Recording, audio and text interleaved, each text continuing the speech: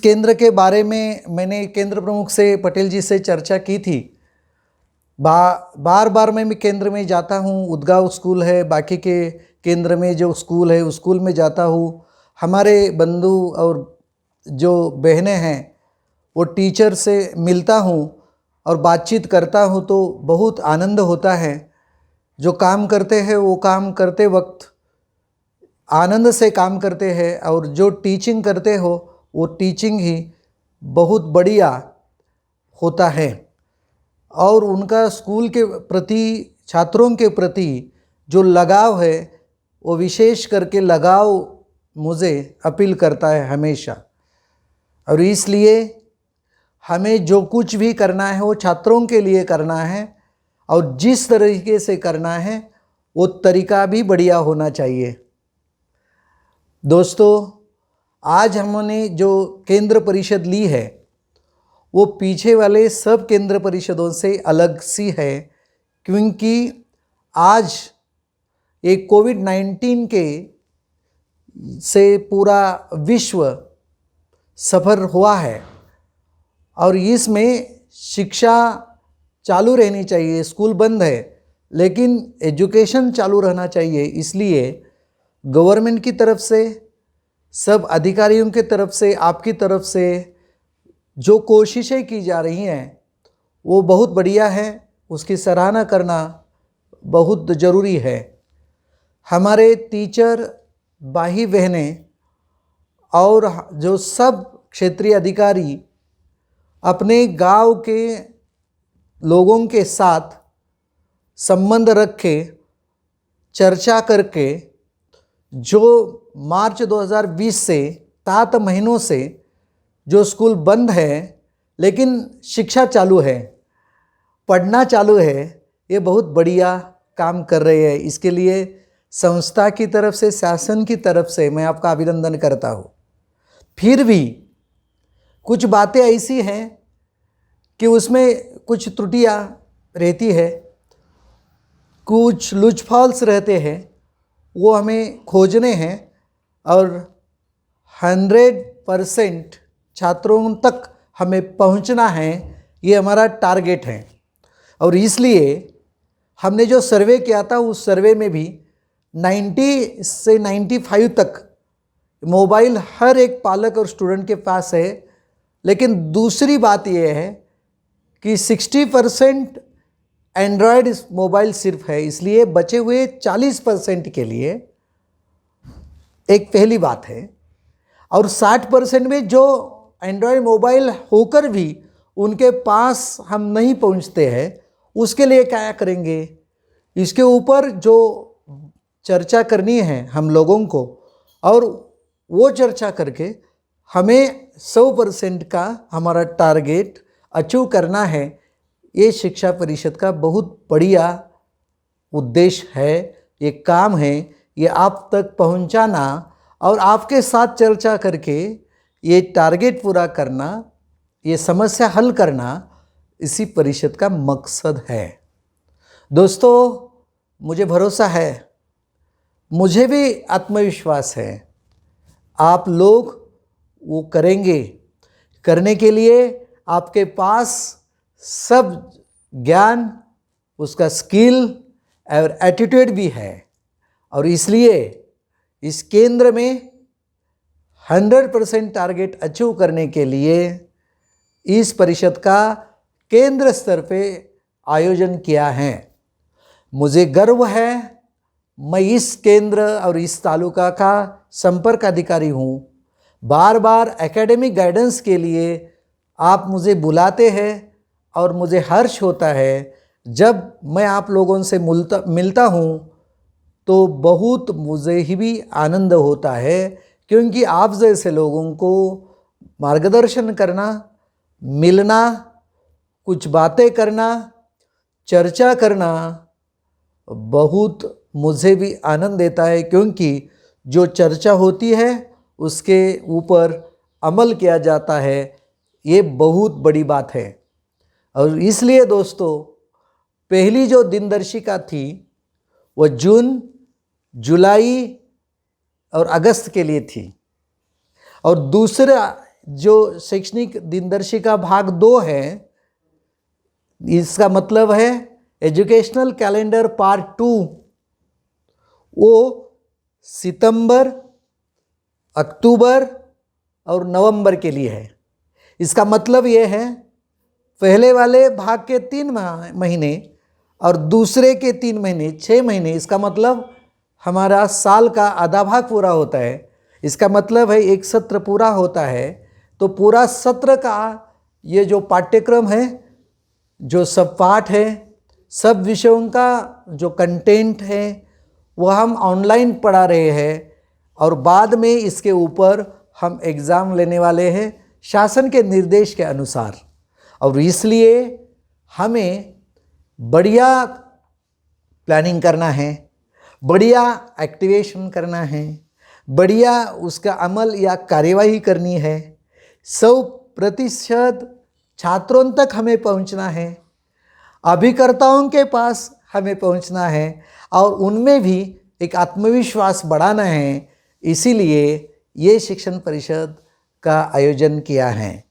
इसमें पहला हेतु ये है, उसका उद्देश्य एक है कि हम जो भी करने जा रहे हैं उसका पहला हेतु ये है कि हम आपके लिए ये दिनदर्शिका भेजने के बाद आपको कुछ समझता नहीं है, इसीलिए हम नई परिषद में कुछ बता रहे हैं, उसका मार्गदर्शन नहीं करेंगे।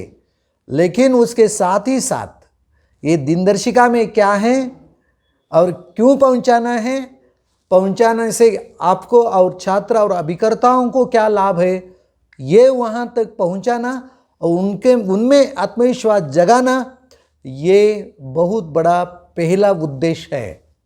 और दूसरा उद्देश्य ये है, हम जो भी आज तक पढ़ाते आए हैं, हम ऑनलाइन एजुकेशन देते हैं, दीक्षा ऐप का यूज़ करते हैं, तो ये प्लानिंग है, ये जो 3 महीने का प्लानिंग है, उसके साथ ही साथ इस प्लानिंग के साथ दीक्षा ऐप का जुड़ाव किस तरह से है ये समझना है। और उसका महत्व भी जानना बहुत ज़रूरी है कि इसमें जो कुछ 6 कॉलम किए हैं, उसमें पहला कॉलम जो है वो आठौड़ा का है, पहला दूसरा मास का है। ये बहुत महत्वपूर्ण नहीं है। इसमें एक बात ध्यान से आपको माननी चाहिए, ध्यान देना चाहिए, वो दूसरी बात महत्वपूर्ण है। इसमें शासन ने, सरकार ने 25% सिलेबस कम कर दिया है, वो भी इसमें इंक्लूड किया है। वो क्यों इंक्लूड किया है? वो इसलिए अंतर्भाव उसका किया है जिसके कारण आपको और छात्रों को मालूम होना चाहिए, वो सिर्फ पढ़ेंगे तो भी वो ज्ञान उन्हें मिल जाएगा, ऐसा नहीं होना चाहिए। उस कक्षा में मैं था, वो कोविड-19 की परिस्थिति वहाँ हुई थी और उसी वक्त मेरा ये पढ़ना रह गया, ऐसा नहीं होना चाहिए, इसलिए दिया है। लेकिन शासन के निर्देश के अनुसार उस पाठ पे ये प्रश्न और उसका इवैल्यूएशन उस प्रश्न पत्र में नहीं होगा, ये आप ही तैयार करने वाले हैं, इसलिए ये भी ध्यान रखना चाहिए। उसके साथ ही साथ ये छात्रों का अध्ययन सरल होना चाहिए, सहज होना चाहिए, आसान होना चाहिए, वो आनंद के साथ पढ़ने चाहिए और वो भी समृद्ध होना चाहिए। और दूसरी एक विशेषता ये है, वो अपने समय के अनुसार पढ़ेंगे।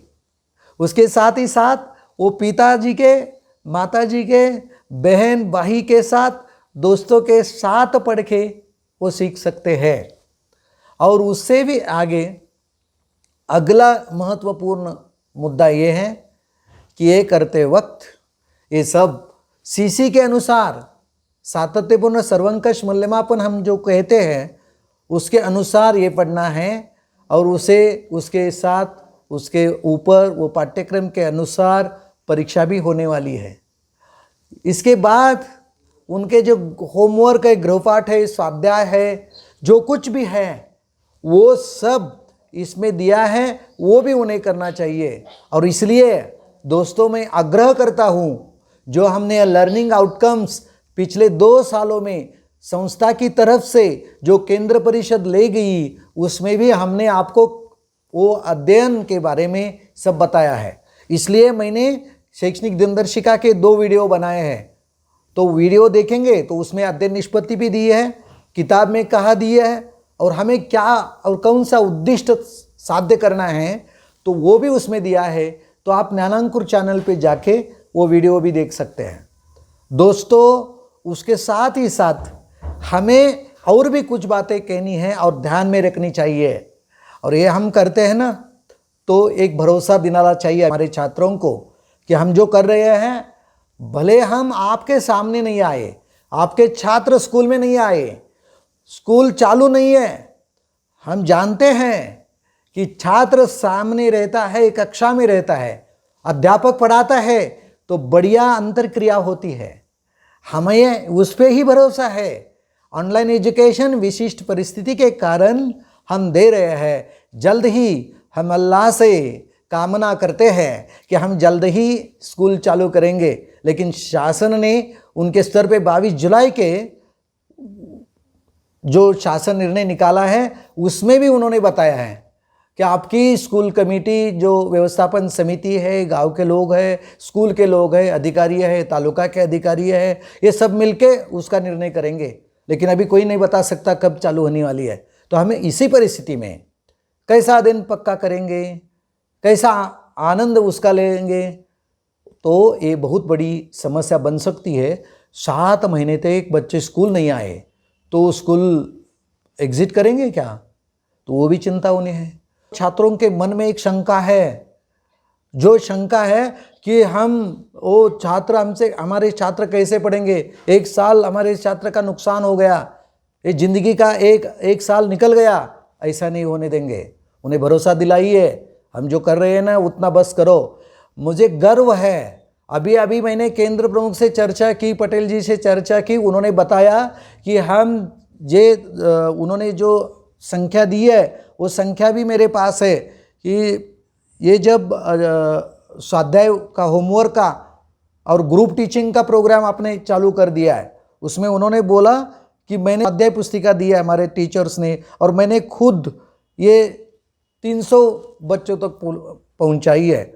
CSR के माध्यम से हमारे टीचर भाई बहन खुद पैसे देते हैं और इस केंद्र में स्वाध्याय पुस्तिका वर्कबुक भी लाए हैं और वो बच्चों को दे रही है। ये बहुत बढ़िया बात है और इसलिए मैं अभिनंदन करता हूँ। इसी तरह से 100% बच्चों तक आप पहुँचा सकते हैं तो ये अच्छी बात है, लेकिन हम कुछ तो कमिटमेंट के साथ काम करते हैं।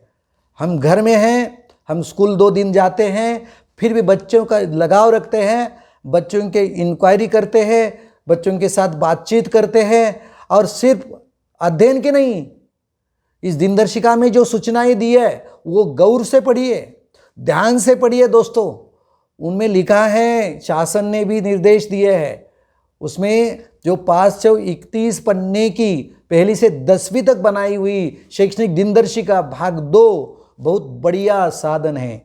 लेकिन एक ध्यान रखिए, ये टूल है, ये साधन है, ये साध्य नहीं है।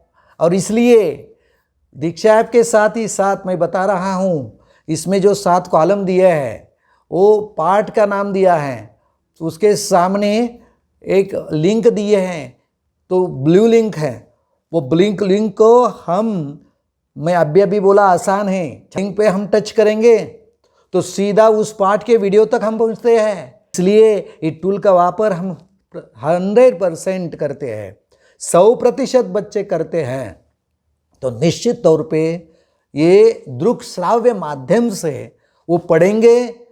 भले ही हम उनके सामने नहीं होंगे तो 80% तक, 70% तक कम से कम उसका यूज़ होने वाला है, और इसी तरह से हम यूज़ करेंगे।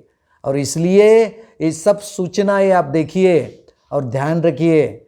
22 जुलाई का जो शासन निर्णय हुआ है उसमें भी जो बालवाड़ी के बच्चे हैं, प्री प्राइमरी के, उनके लिए आधा घंटा दिया है, और हम पूछेंगे, बातचीत करेंगे, फ़ोन करेंगे, कॉल करेंगे, तो कॉन्फ्रेंस कॉल करेंगे, जूम मीटिंग पे लाएंगे, गूगल मीट पे लाएंगे, टाइम लिंक पे लाएंगे, तो भी सिर्फ एजुकेशन की चर्चा हमें नहीं करनी है दोस्तों।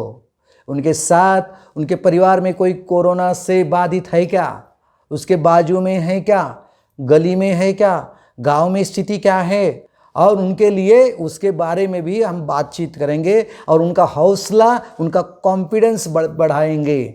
और इसलिए हमारी बातचीत उनसे होनी चाहिए।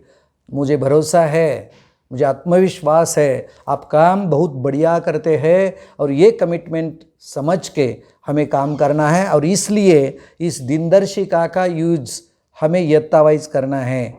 उस वीडियो में मैंने बहुत बढ़िया दिया है, लेकिन दोस्तों ये अध्ययन निष्पत्ति का ही यथावाइज हमने दिया है। अध्ययन निष्पत्ति का भी ध्यान हमें रखना चाहिए। उसके साथ ही साथ जो वैशिष्ट्य, जो उनके कैरेक्टरिस्टिक जो दिए हैं वो भी हमें ध्यान पे रखनी है। जहाँ कनेक्शन नहीं है तो वहाँ डाउनलोड करके उनको वो सब देना चाहिए व्हाट्सएप पे।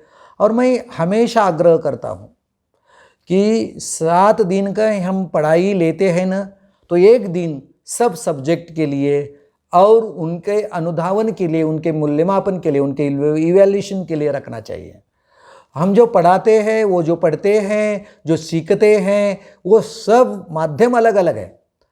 टिलीमिली का प्रोग्राम चला था, उसके साथ गली गली सिम सिम चला था, मिस कॉल करो कहानी सुने का चला था, जियो टीवी, जियो सावन है, उसके साथ ही साथ जियो के 10वीं और 12वीं तक चैनल शुरू हुए हैं। हमारे दोस्तों ने बढ़िया मटेरियल बनाया है और वो मटेरियल उनके पास जाता है, यूट्यूब से हम खोजते हैं, लेकिन उसके प्रमाण कर दिया है, वो प्रमाणित है क्या, वो भी हमें चेक करना चाहिए और फिर छात्रों को देना चाहिए। वो भी हम करते हैं।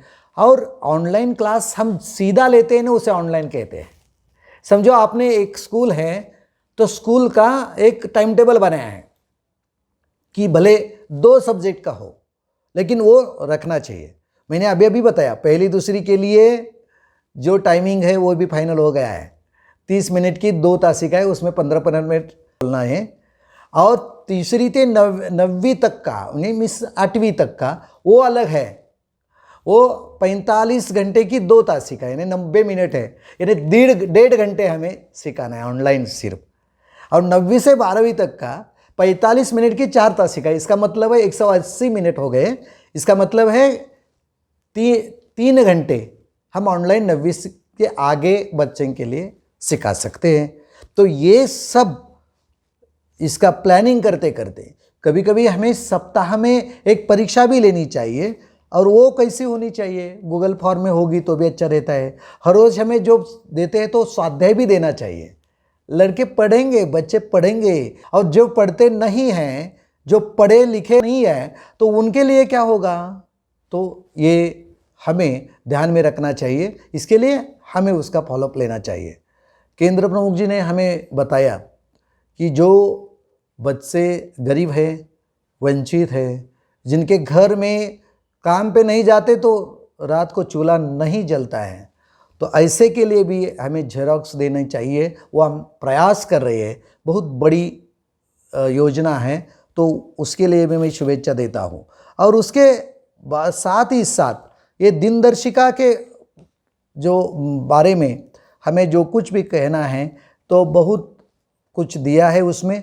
आप खुद, मैं आपको विनती करता हूँ, नम्र निवेदन करता हूँ, जब तक हम हर घटक वो ब्लू लिंक पे जाके वो प्ले करके वीडियो नहीं देखते, तब तक बच्चों को भेजना नहीं है। जब तक हम उसकी खातिरी नहीं करते, उसका खुद आस्वाद नहीं लेते और हमारा ओपिनियन नहीं बनता, तब तक हम नहीं भेजेंगे।